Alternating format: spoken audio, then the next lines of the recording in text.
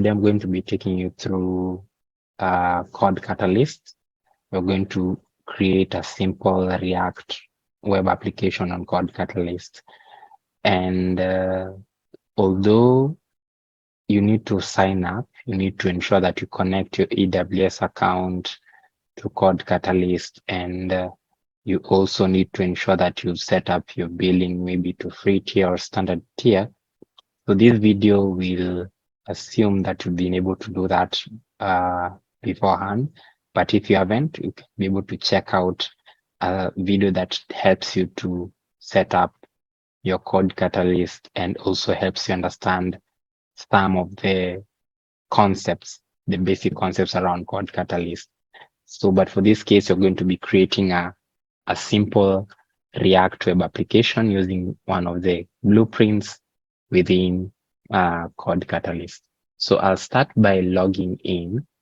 So there's a sign up process. This is detailed in a different video, but we're going to just sign in.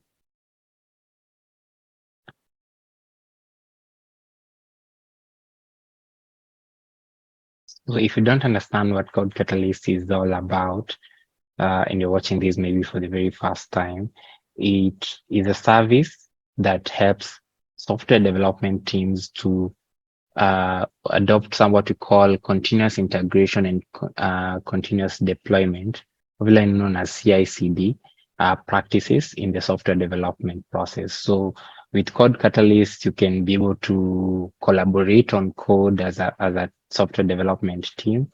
You can build, test, and deploy your application with different workflows. CodeCatalyst leverages other AWS services such as code commit, and code deploy, and also you can be able to do what you call issue tracking. So as you can see here, I'll be able to log in. So remember that this is a sign up page. So if you already created your account, you don't use the sign up to create. So here you use your AWS Builder ID.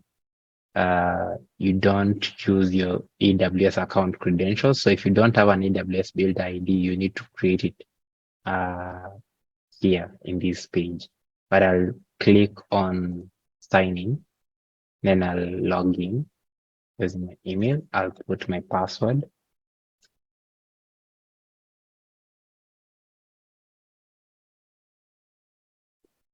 And then once I'm logged in, hopefully it isn't going to go to a loop.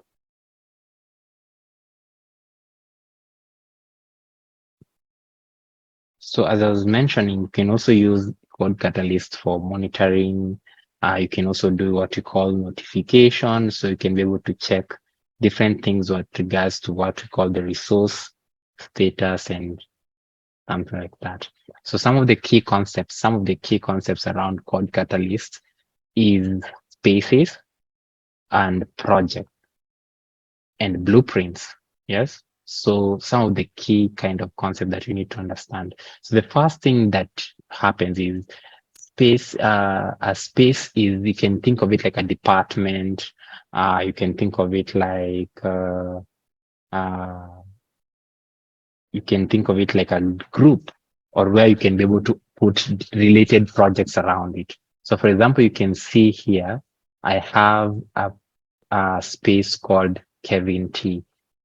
I can create another space if I want to, but under this space, create space or create a project. But in this case, I don't want to create a new space because I just want to demonstrate how I can be able to use. You can see I had already one project here called a single page app. So what I'll do is I'll create a new project within my Kevin T space. So I'll create a project. And then you can see you have three options here. You can have the option of starting from a blueprint, which is by default selected. You can bring in your own code that you've already been developing. Maybe you can link to a repository first, for example, GitHub or code commit. And then you can also have the option to start totally from scratch, no resources, and you just start from scratch without any kind of resources, without any code, just an empty project. where you put everything one at a time and you're moving on.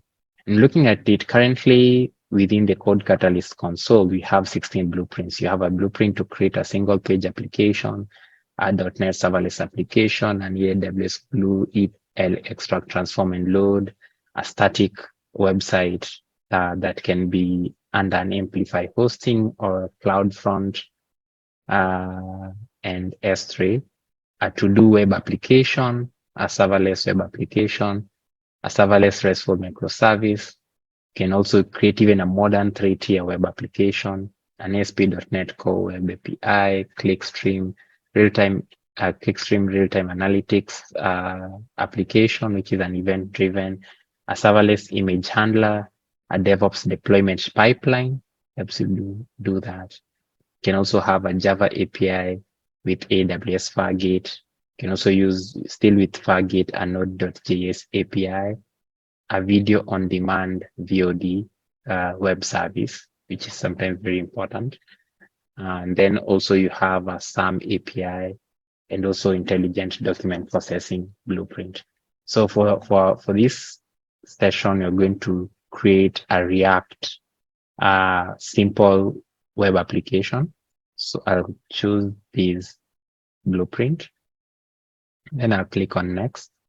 So for these, I can call it my React app. Just call it like that. Sorry. That. And then I'll use my account ID. You should have already connected to it. If you have several accounts within the same space, you can be able to click on this drop down and choose the right one. But for this case, I'll just remain with that one that I have here. Then for the IAM role, this is also set up when you're setting up when you're connecting your AWS account also with CodeCatalyst. So you use the appropriate IAM role. So you can see the AWS account is configured. If I want to do any additional configuration, it is a React. I want to do an Amplify hosting. I can also choose maybe CloudFront and S3 if I want. And I can use my CDK programming language. I can either choose TypeScript or Python. For this case, I'll just leave it as default. So for the repository name, I'll call it, again, still in small, my React app. And then the stack name, I can call it my React app stack, dev stack, something like that, just to make sure that they all make sense.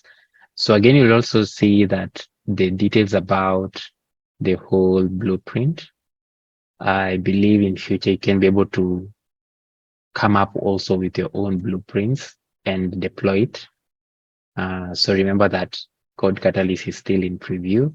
So I can be able to generate a project preview where blueprints are dynamically generated based on my choices, and also update.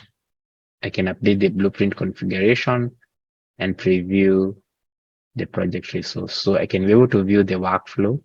I can even view the code that is going to create this. So for example, if I choose to view the workflow, so you can see, first of all, if I look at it, I can check it as a YAML. I can check on the YAML file that is going to create, or I can look at it visually. So it's going to be having my React app. So there's going to be a source, a build, as well as a test in this case.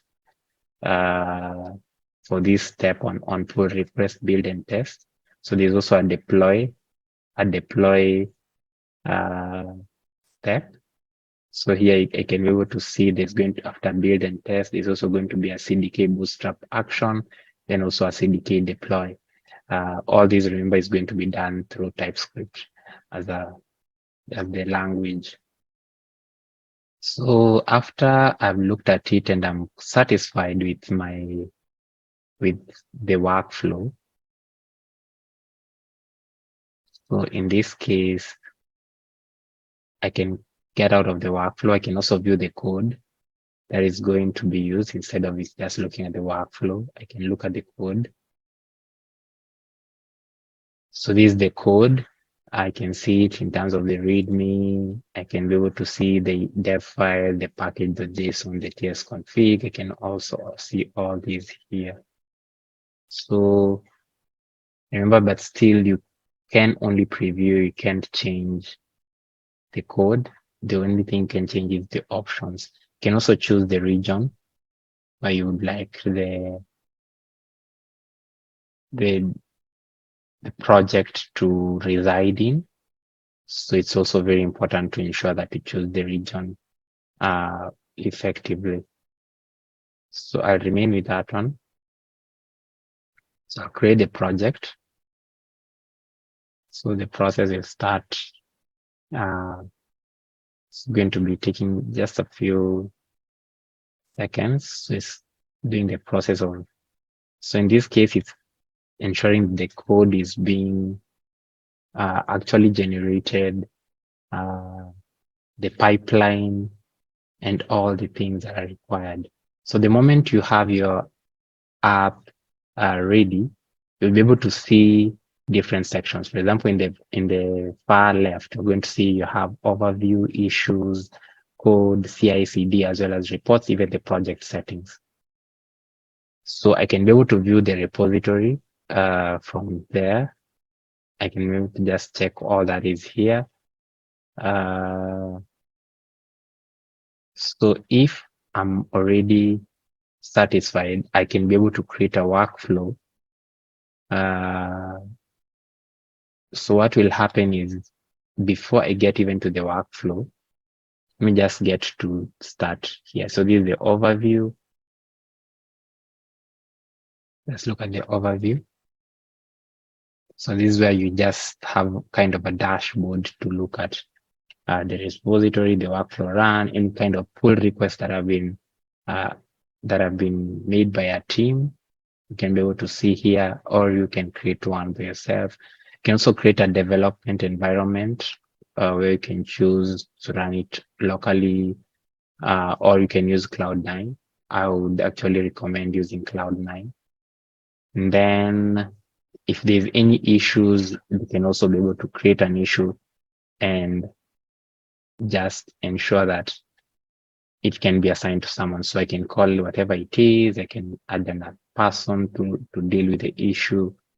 But before I get to that point, so that's because that is all about the collaboration. So you can see there's a workflow that is currently about running that has started. So you remember we had two steps. We had on push to main deploy pipeline. So these are deployment. And then, so let's look at this. Let's look at this. So I can be able to look at, I've already mentioned about issues, so I don't have to go back there. So let me go to source repositories so that we know we can check where the code is currently.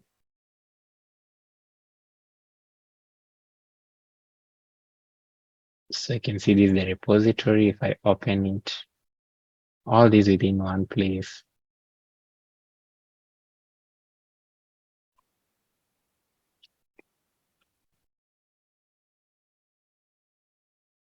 So I can see these are the folders. I have 4 hidden folders. We have the CDK folder, the public folder, the SRC, the git ignore, the readme, dev file.yaml, a package.json, and the tsconfig.json.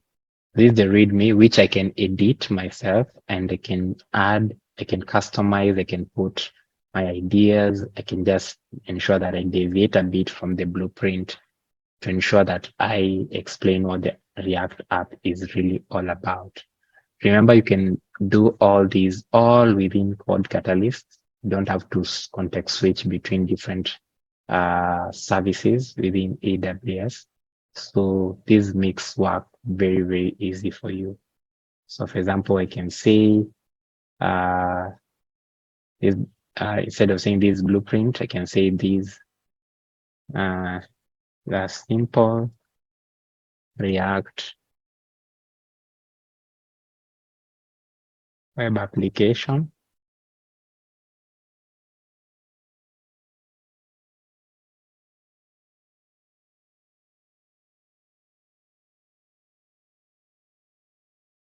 Of that, and I can maybe just do that for just a simple. So you can see you're committing this file directly to the branch. If you would like to review this file, you can create a pull request after committing. So I can just say I can leave it the way it is, updated readme.md as the default readme file. So let me just commit that. So you can see I get the notification.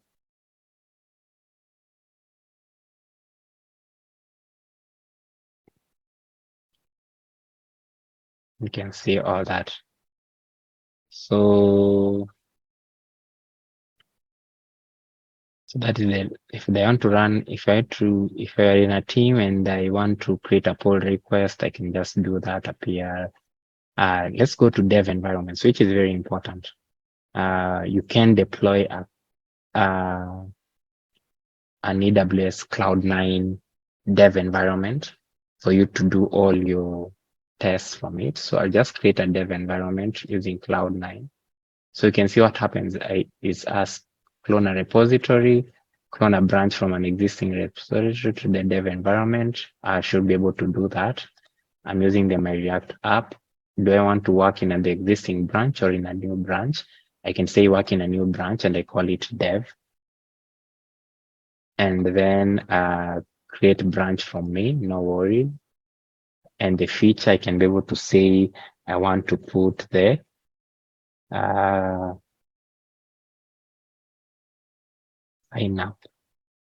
sign up feature. So it's very clear that what it is.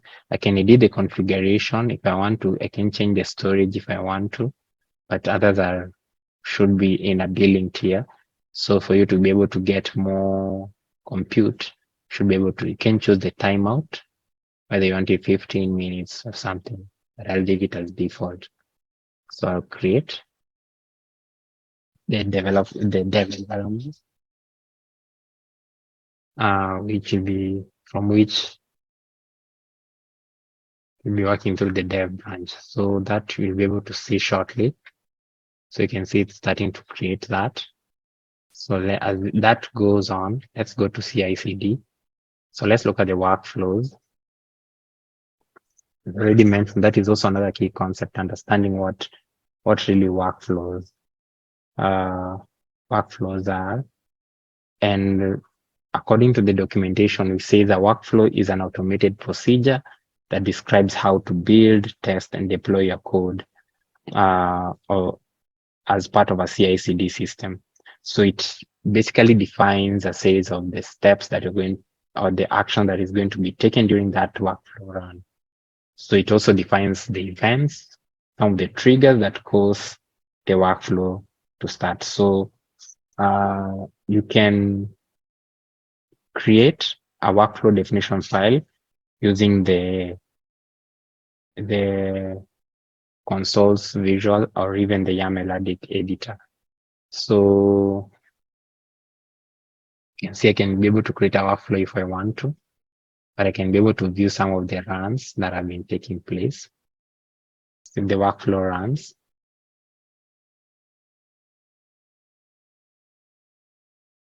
so no run has completed yet, but I can see there's a run that started 8 minutes ago, which is a CDK deploy. And there's one that is about to, so you can see this one has just completed as you're looking at it. And then there's also another CDK deploy that was triggered here. So what was the trigger? Let me just confirm the trigger.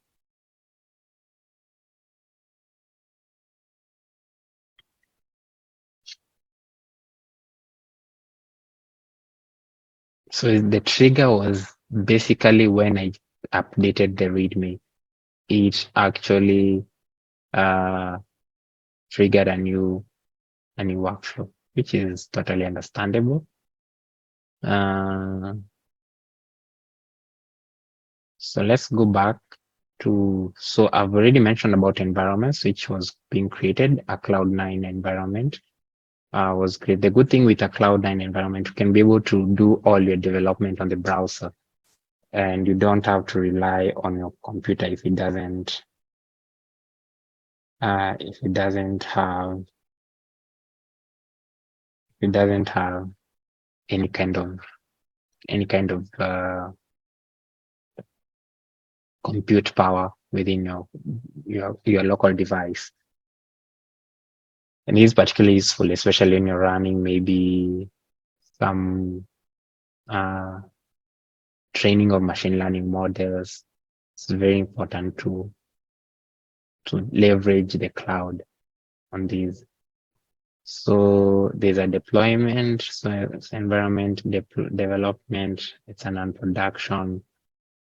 So you can see it was triggered a minute ago. So that is a deployment activity. So under compute, I'll be able to see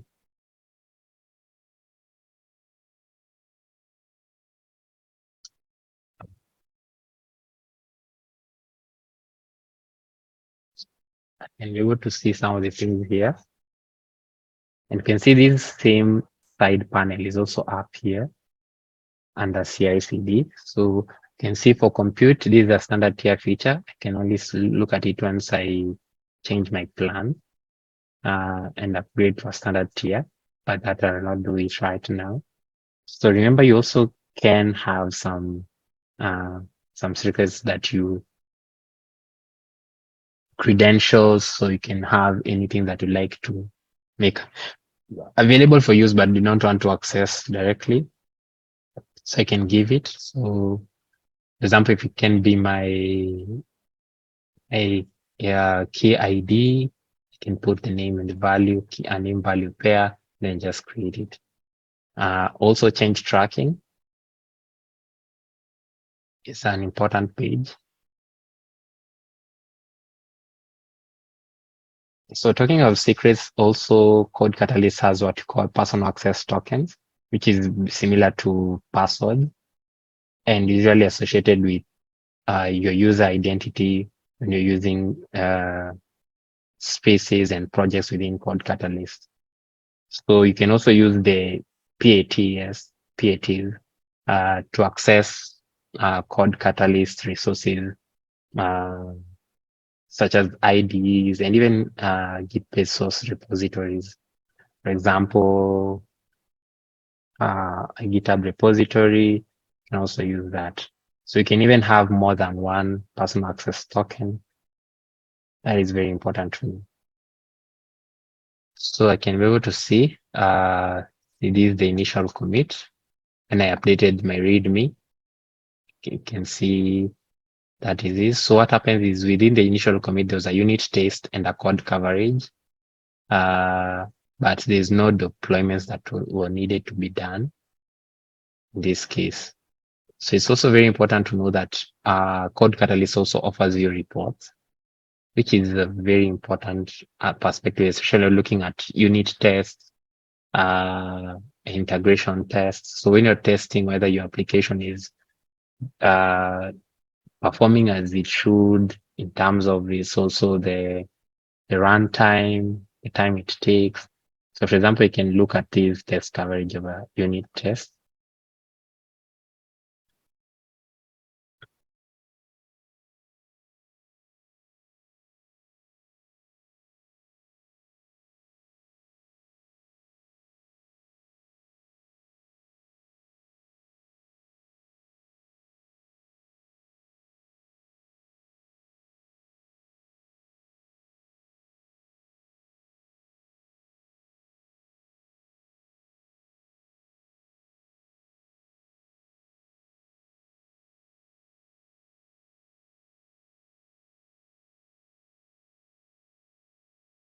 So you can see it ran for a second and it was had a pass rate of 100%.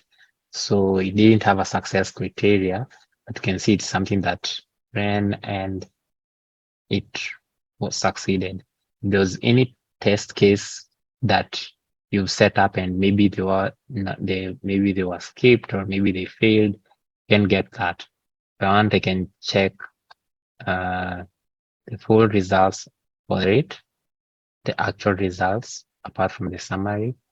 So I can be able to check some of the test cases, renders, learn, React link. So did it really do that?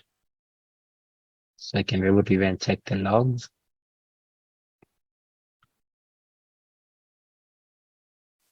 So I can be able to see, did it really do it? If they did, I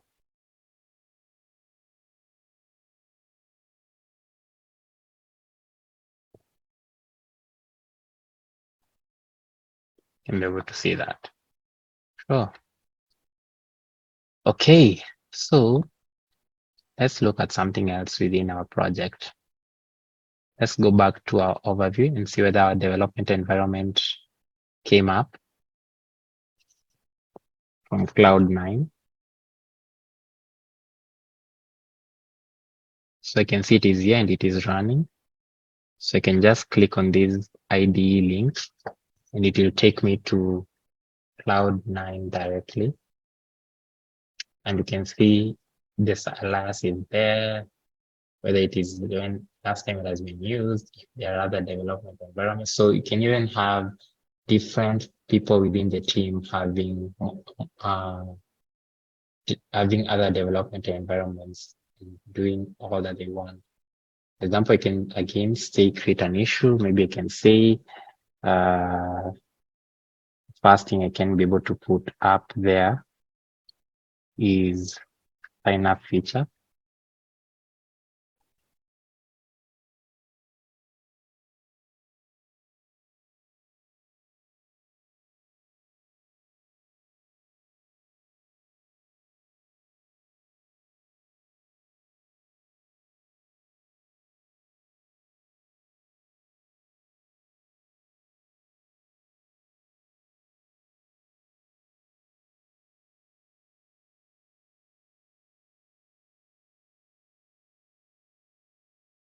So I can add myself, I can assign, can put it under dev. I can put a label called dev.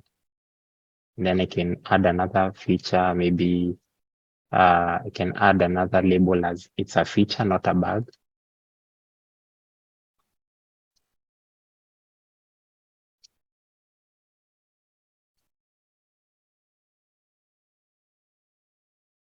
And then for its status, I can say in progress, priority, I can give it a medium priority, or you can even say a high, maybe because I need to, you all need that. If I want, I can add another custom field.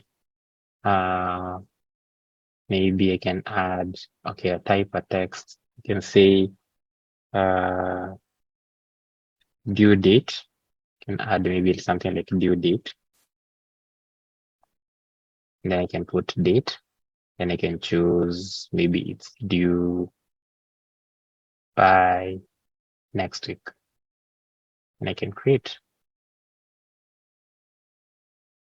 So if I want another custom field, I can also add. So I can just create this issue.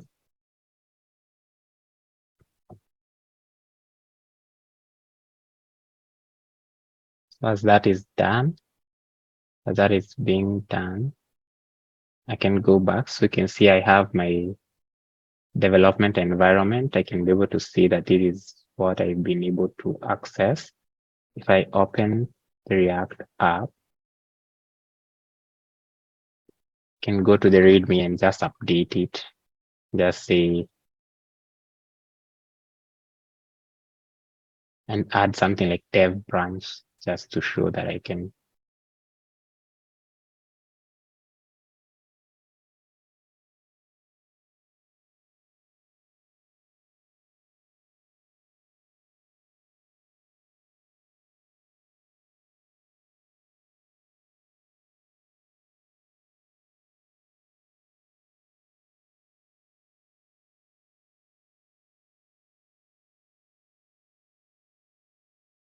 add dev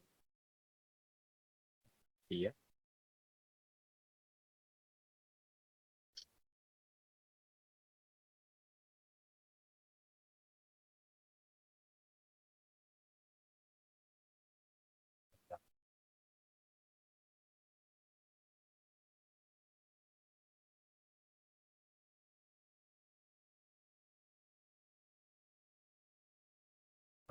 I need to go to my React app.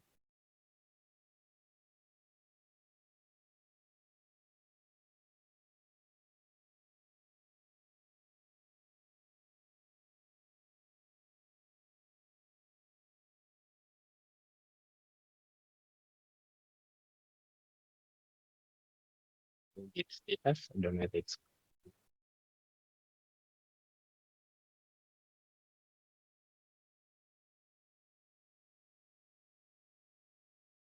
it's-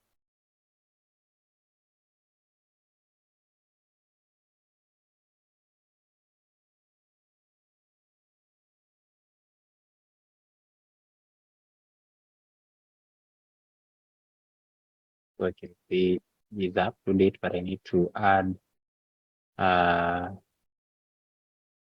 readme.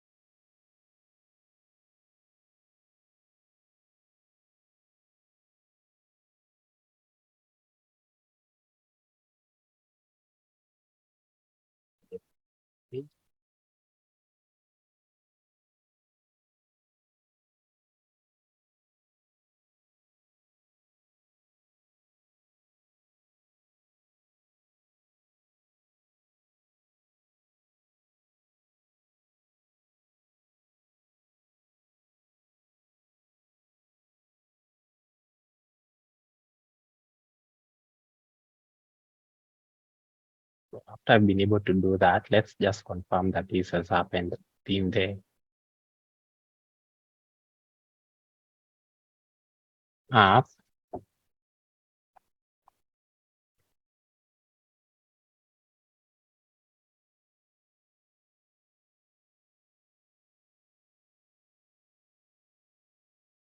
This is the main branch. I can go to the dev branch from here. So you can see it has what I just added just right now. You can see it is working. If I follow up all this, I can maybe even go to within the repository.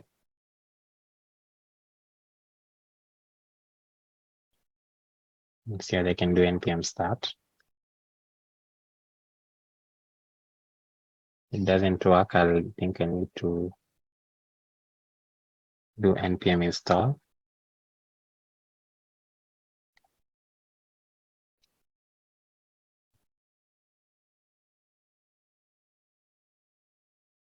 Let install the dependencies.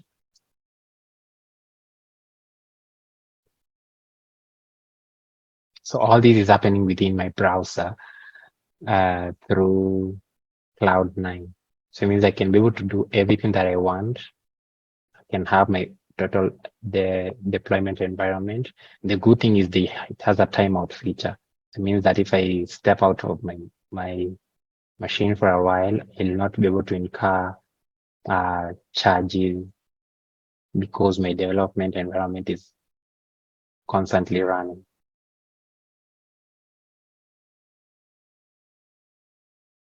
Also, that is dependent on the timeout you set. So it's done. I'll avoid I'll ignore the warnings. So I'll do an npm start.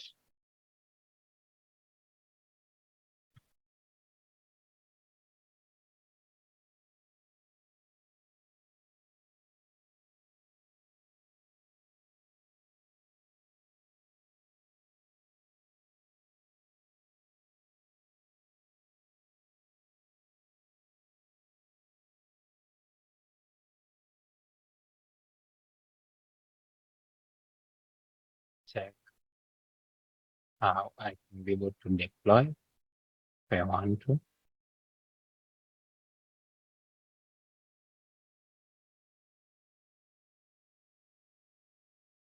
So I can run a build.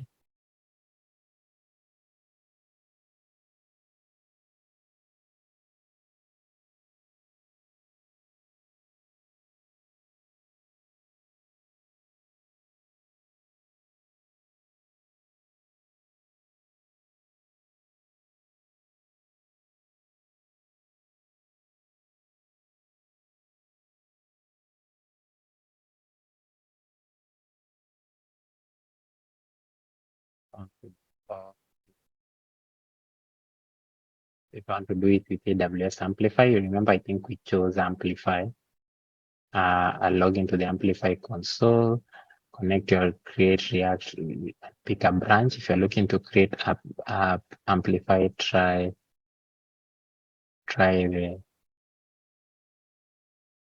that. So I can just log into my Amplify console, and then I'll connect to the repo, and then I'll be able to choose and save and deploy. So that will be really the easiest way to be able to do it through Amplify.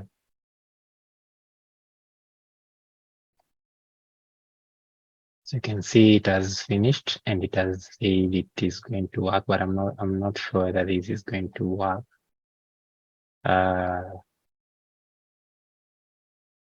Might not work. So for example, it can't really work.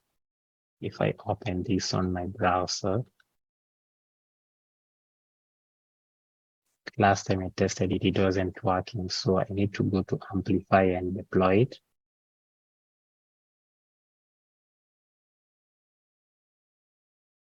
So you can see this way, I can just choose, then I can just click on get started. So Amplify hosting. So I can choose my existing code, maybe it's in code commit. Let's see.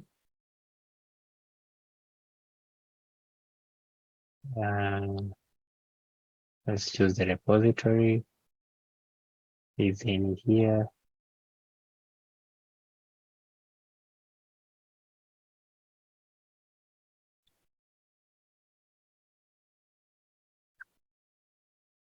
See.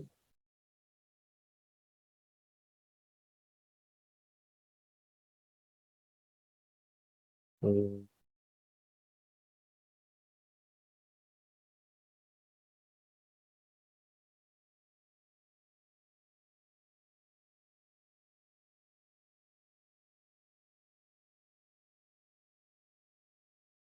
this is a GitHub repo that demonstrates how I'll be able to connect it.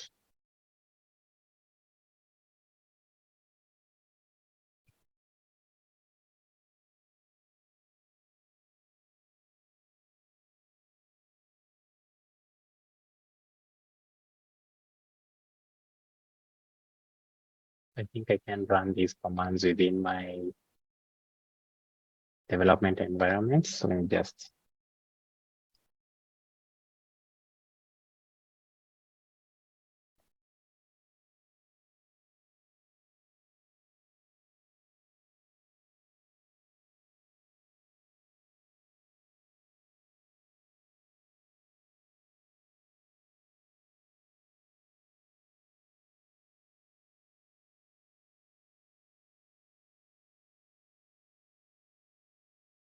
run this fast.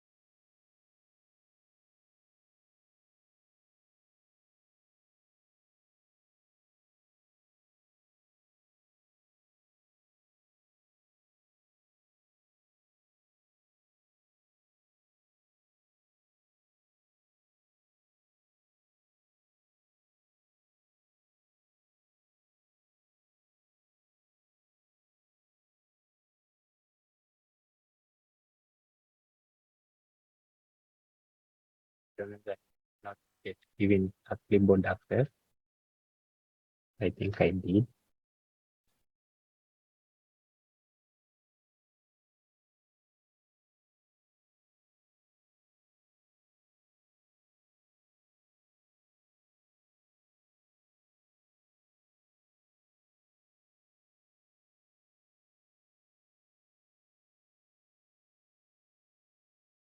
I'm going to find that already installed that.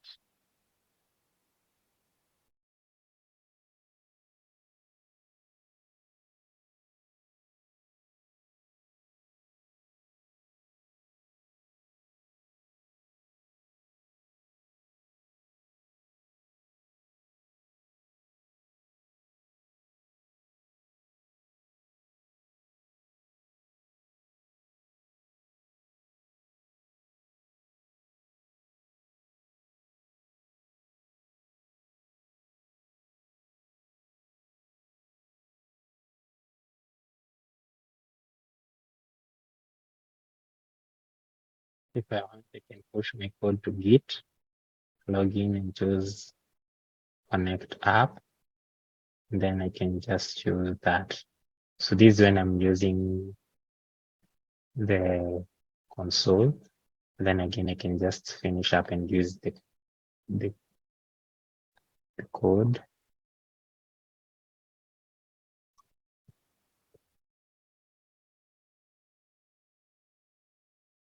It's not going to require details that I don't have.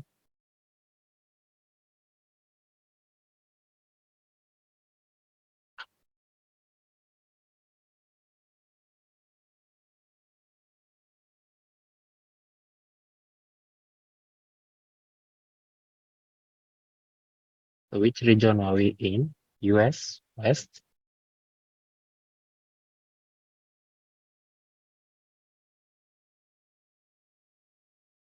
US West 1, if I'm not wrong. Let's go to an overview.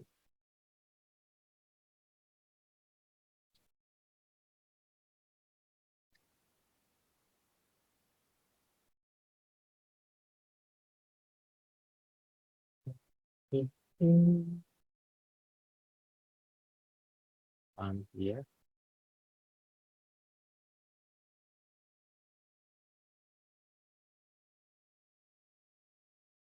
Yes, West 1.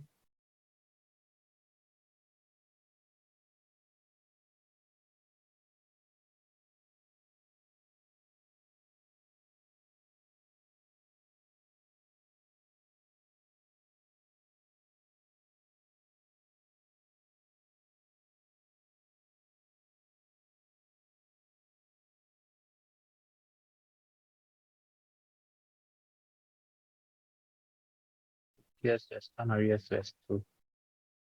Just do this very fast.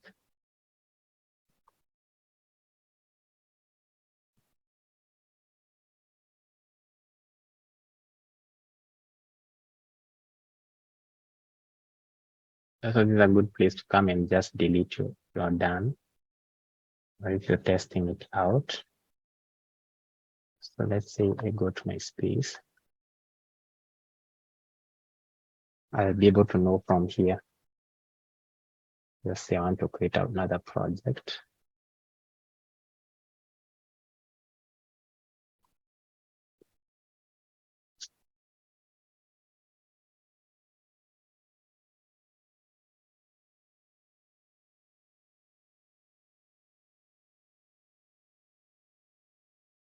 Let's say that you be able to know.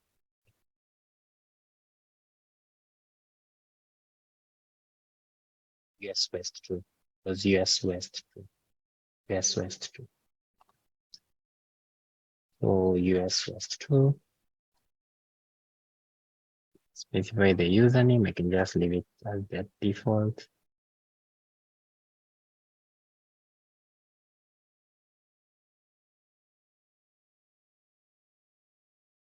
Complete the user creation in the console.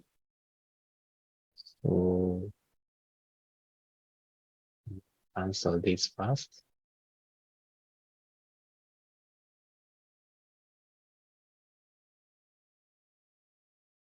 Please, I need to confirm anything.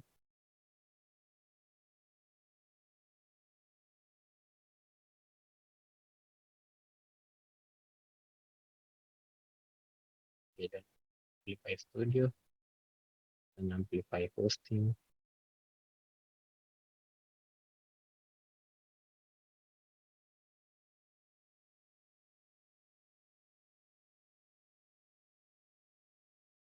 Click this. Open up.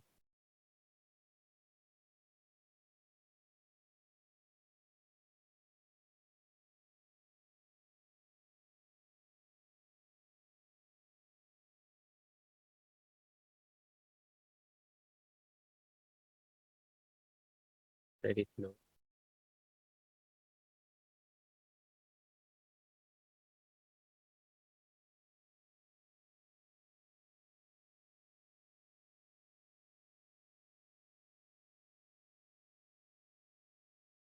It's like, oh, it's going to be completed within the IM. Nice. Mm-hmm.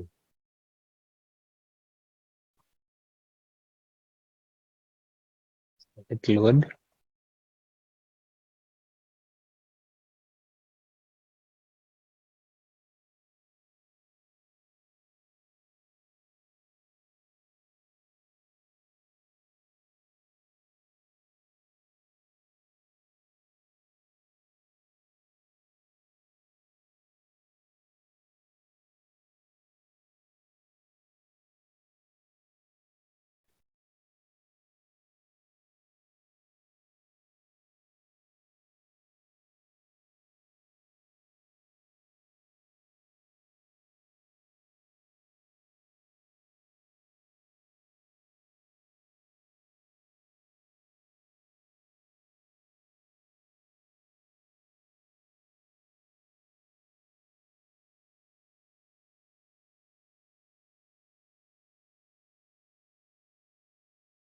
Okay.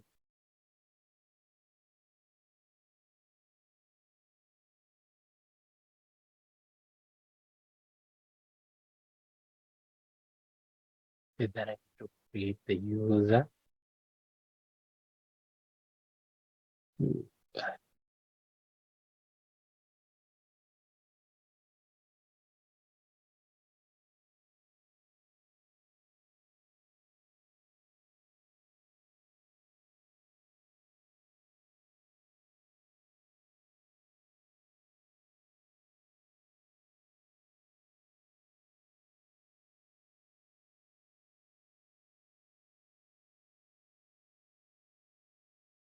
Okay, I need to run this. Run this. That's the way it is.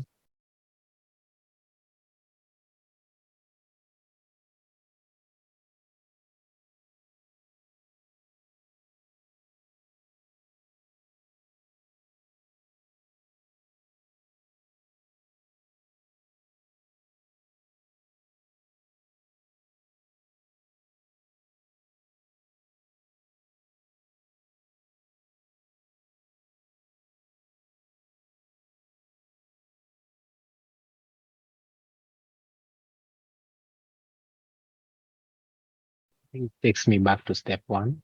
I think it's an way of it to ensure that don't mess things up.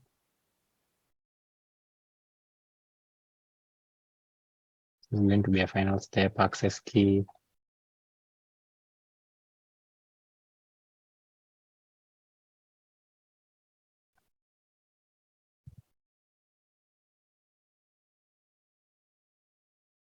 Is what? Administrator access.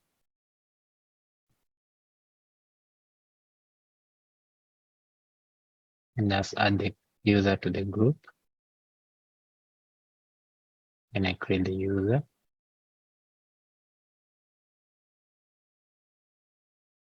Okay, good. And then I can press enter to continue.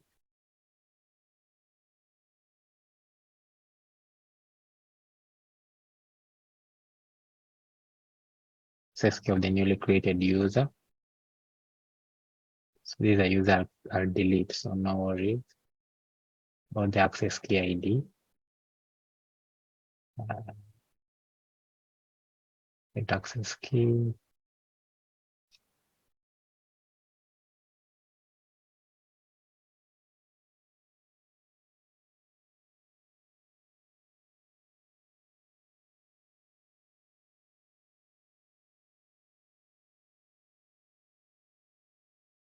Yes, it is.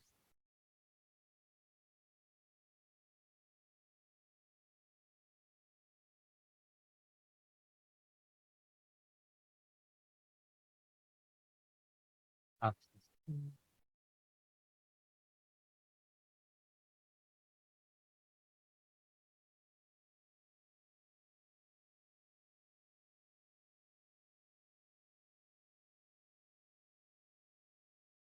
File name. Do a profile name.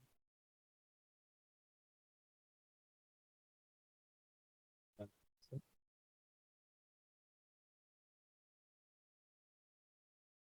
do the default. Good. Finish that. Then I can do an amplify init.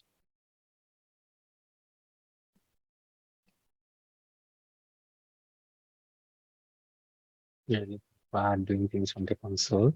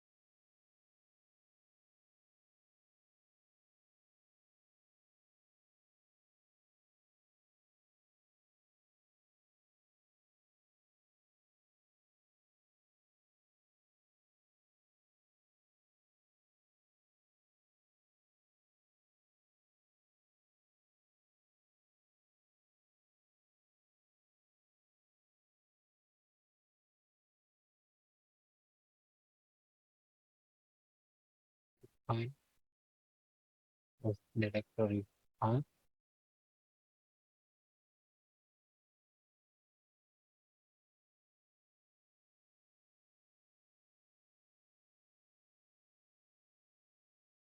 Fine. Division. Begin. Our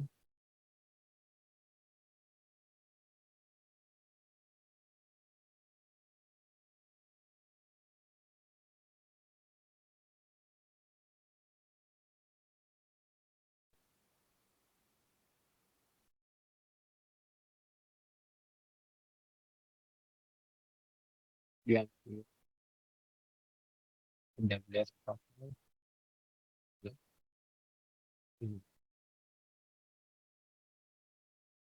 SKID.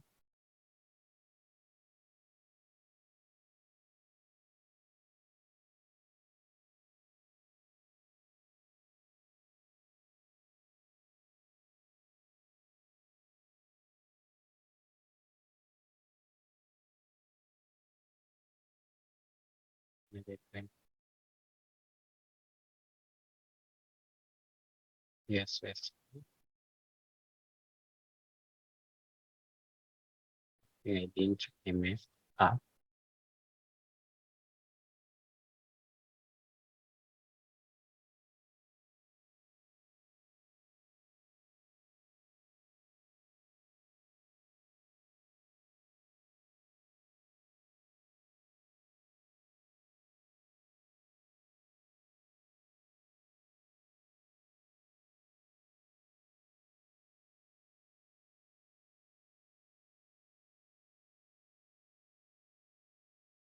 SKID.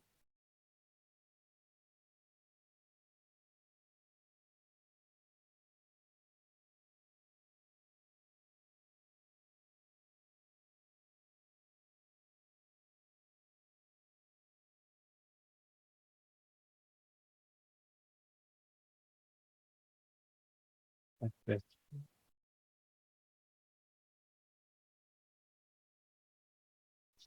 let's hope it's going to work.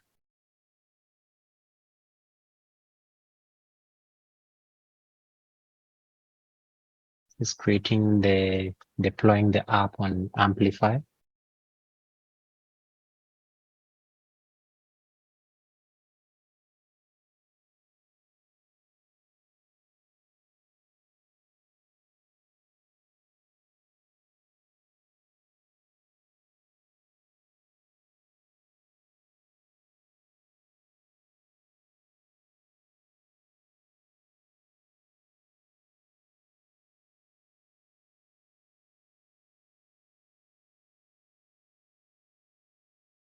Okay, so so you can see some of the next Amplify status will show what you've already added, and if it's locally configured, and also category, which will also will build all your local backend and provision it in the cloud.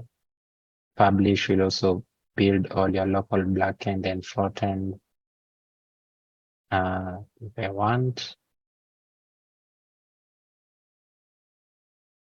Okay, so if I want to do so you can see I've initialized my environment successfully. Your project has been initialized and connected to the cloud. So if I go back to console, and if I go to all apps, hopefully I'll be able to see the code. Then not Virginia, I think that should be able to see it under US West too. And I'm sure that must be Oregon.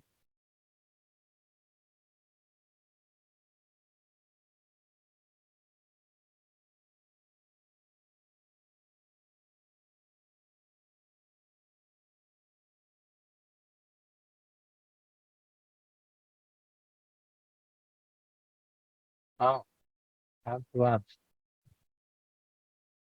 The app had already been deployed. I've deployed it again within the console.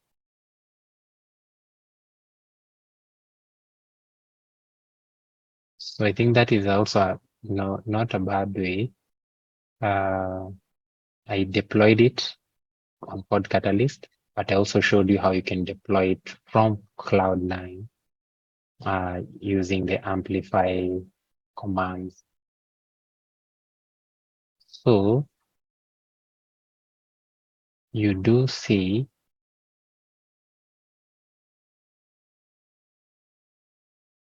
I can be able to open the domain.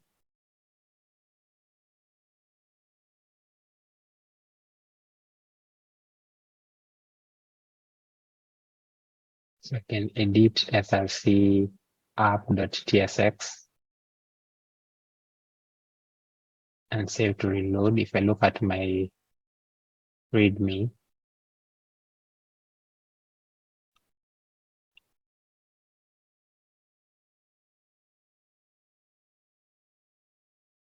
so the moment I edit this,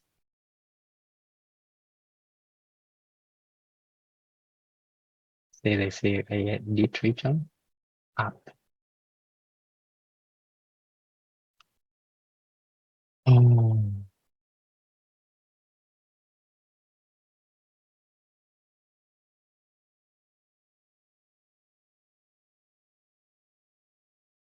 So see the code, I can say edit, it is here, function app, logo. So you can see here, edit, and save.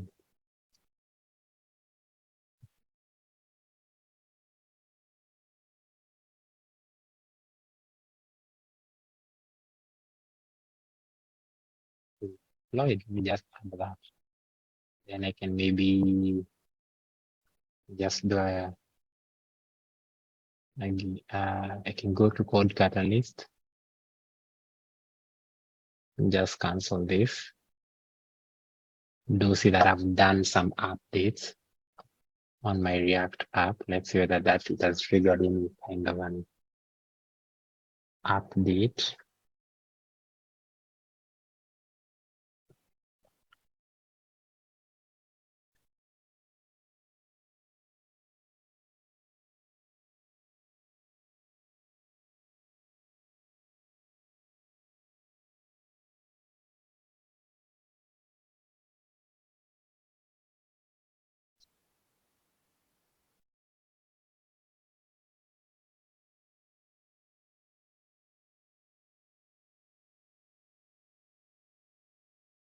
go for CI/CD, you found the workflow.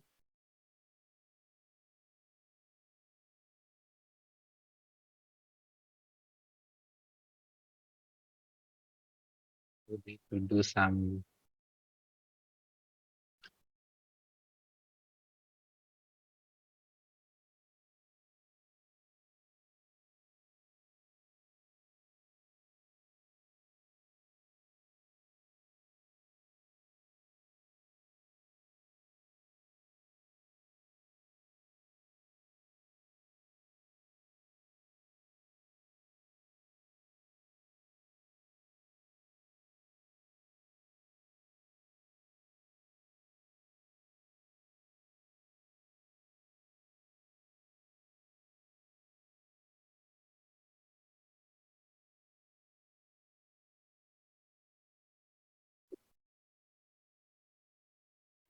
that.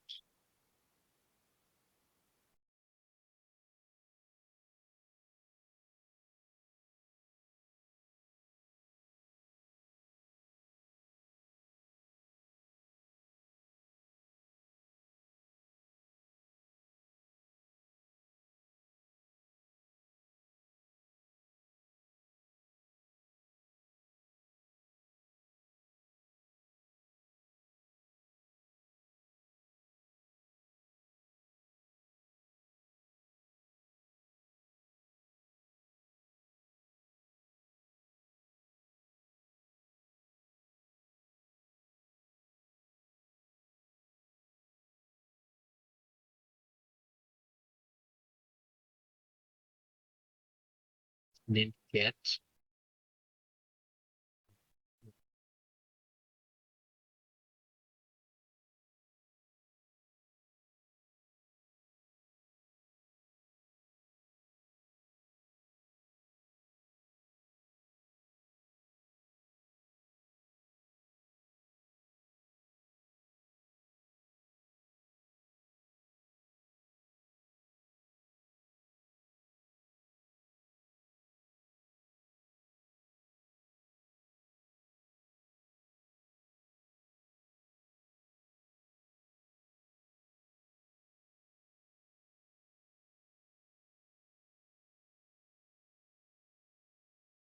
Need to get some of the credentials.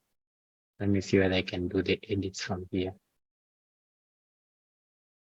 So I can see under the dev, let me see whether there's anything that has changed, especially on the code.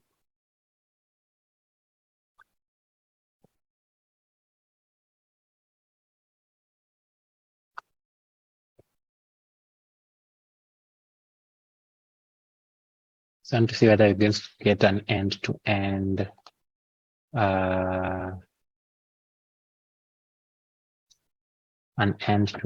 kind of a what?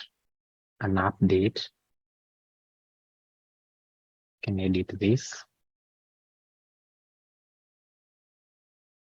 Just put what I put here.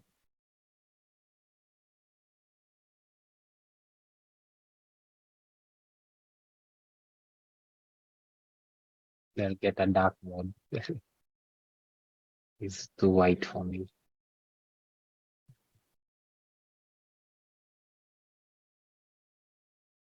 I'm changing it on main.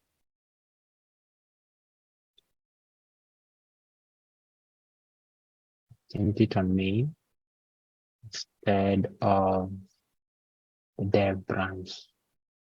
It's still fine. And if it's going to run another deployment,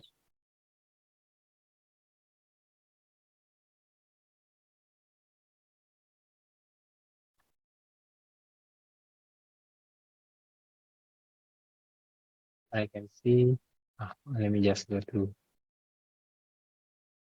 So that is something an issue. Let me just cancel. Let me just check this. Let me cancel. So you can see I chose the dev branch, right? So let's say I've chosen app.tsx. The moment I click on edit, yeah, I'm still now on the dev. Yeah, that is the issue I wanted to confirm.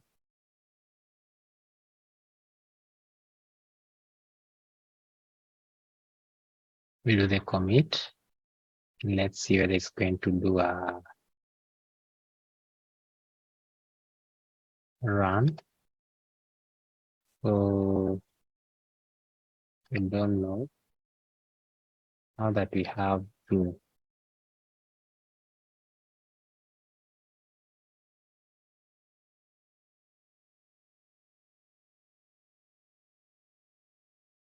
go to general and I'll confirm. Also, this one is for the main.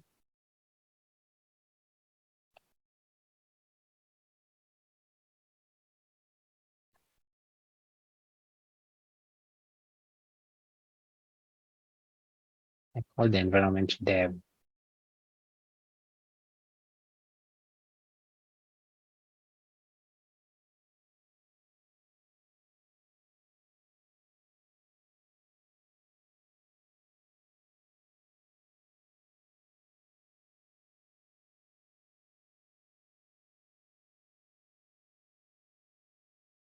So let's see whether this happens. Something has happened on this.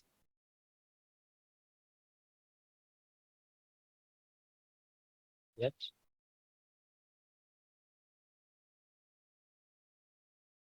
Is that trigger that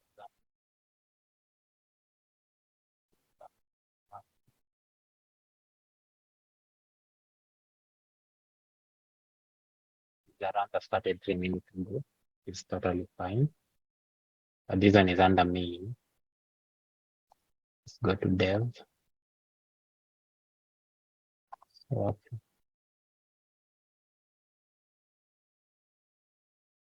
Is inactive.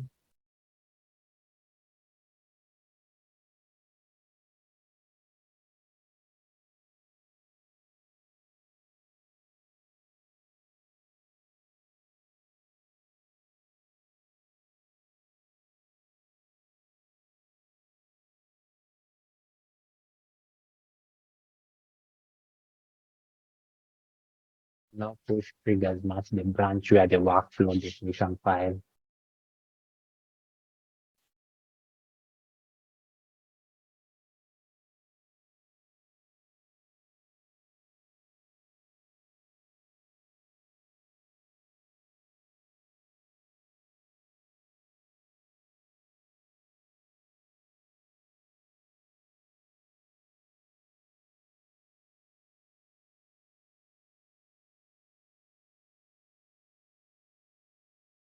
Let's look at it.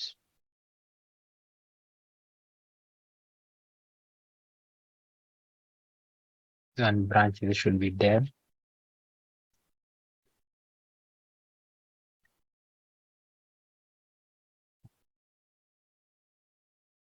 Validate and commit.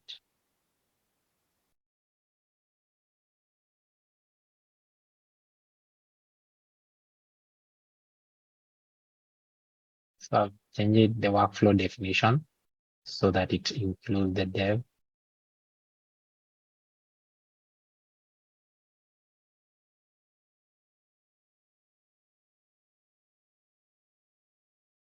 So let's look at this. The workflow source has been changed, the build and tests. So I'm going to look at a CDK bootstrap action. It is ready to run. Then a CDK deploy. So this gives you a visual of how the workflow is moving.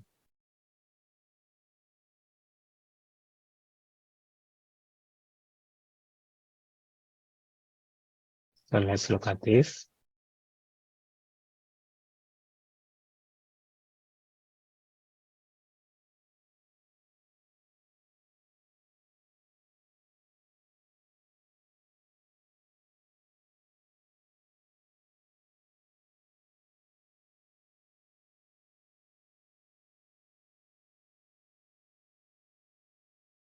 Again, even if it's the main, I've also changed for the main. So it means that it should be able to show you all these. It still hasn't changed. Let me see.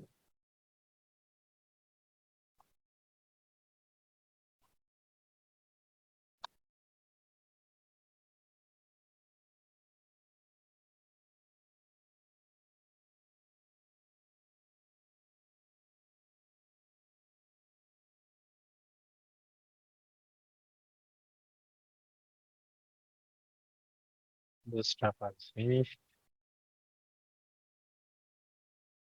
Wait for the deployment.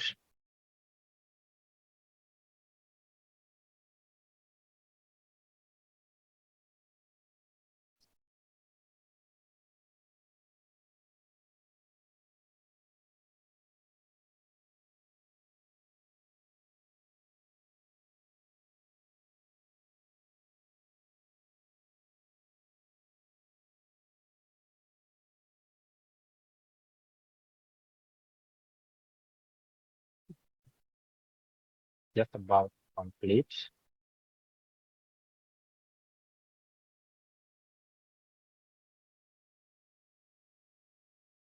The build and test has successfully completed. I think we are at the deployment.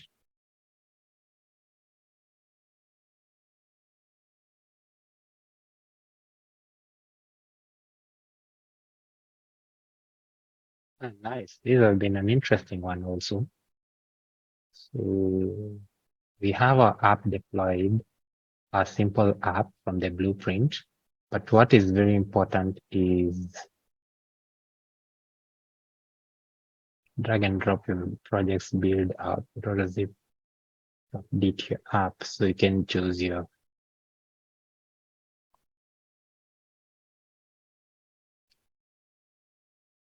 for example, this one is going on a deployment is finished 9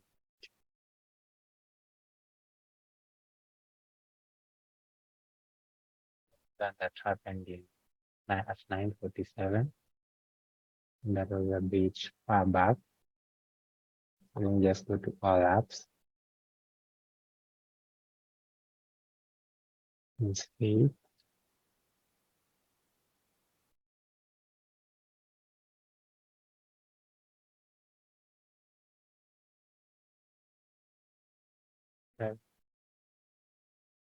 The duplicates of each other. DCX86E.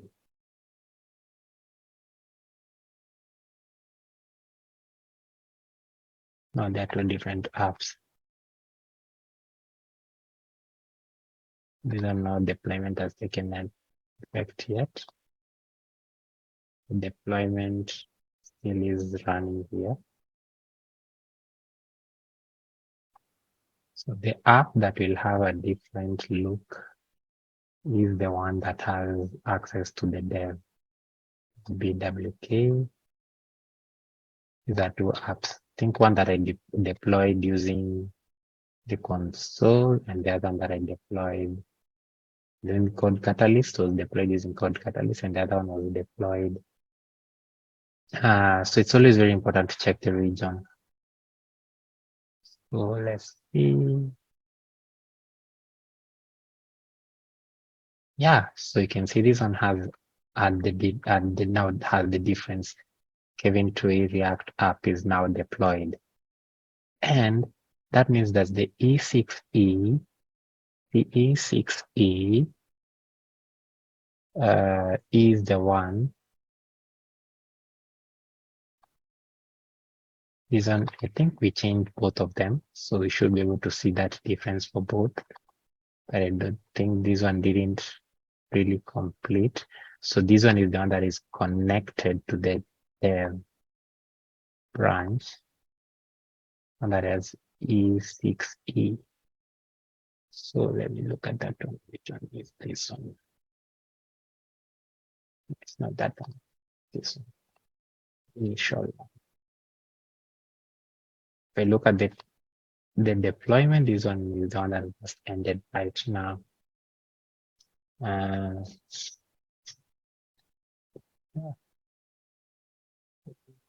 Been able to deploy our app and been able to do some changes on the code and it has deployed on it. So you can be able to see this. And what happens? So let's say, so you can see the deploy, the environment, the workflow completed. And the record is very important to put this for the record. Okay, let me just do this.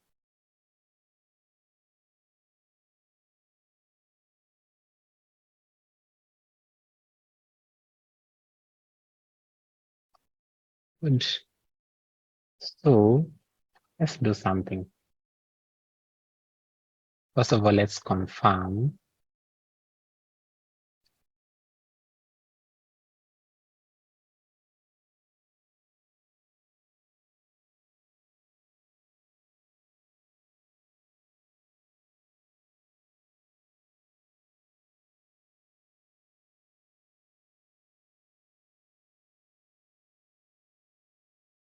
this is AWS sample. This is a good important link. So let me just, again, I need to ensure that first of all, this for the purpose of my secrecy, I'll delete this user.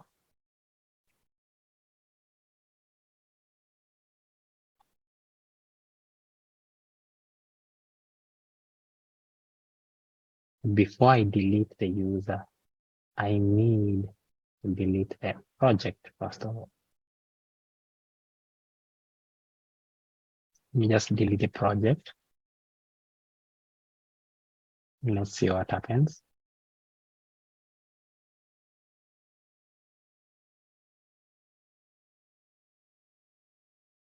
So it also gives you understanding. I'll also delete this project.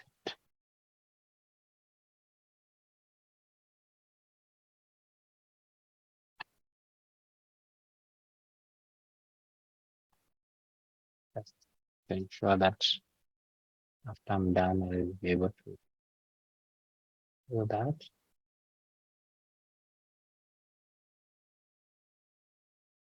Let's see the dev environment. Once I deleted it was lost. Let me confirm from the console.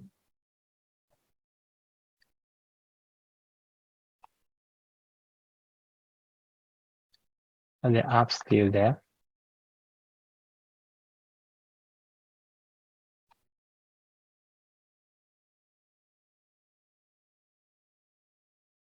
And there. I can open the app, delete the app. App is this. Just leave that on first. Delete this other one.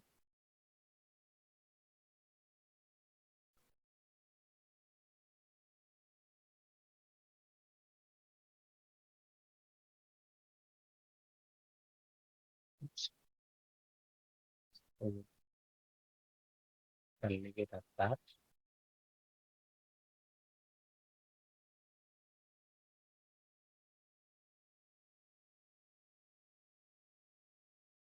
You can just click on this. These are very good, well-maintained record.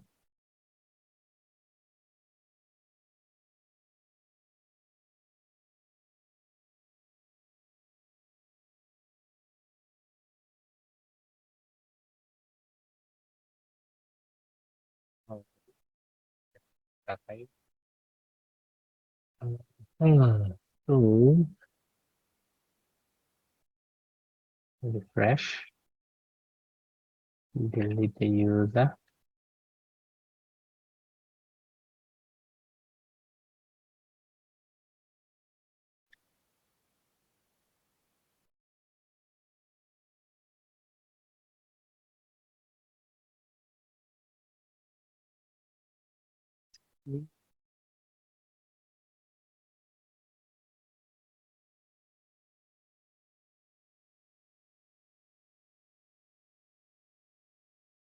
So this is how you can be able to check the settings for your space, the AWS accounts, the billing, the dev environments. If I have any, let me see if I have any dev environments that are still running, that are still there. So you can say I don't have any. If I want, I can be able to delete them from here also. Other members, I can invite members to a space just here. Can be able to add someone here and invite them via email to collaborate in this space. So that's CodeCatalyst for you. I hope it has been an interesting one and full of learning. In case of any queries, you can always reach out. I'll be able to look at an angle of how you can be able to use Code Whisperer within Cloud9 to help you do some of the different kind of coding and make you more productive as a developer. So that is basically it, and thank you so much. See you soon in my next video.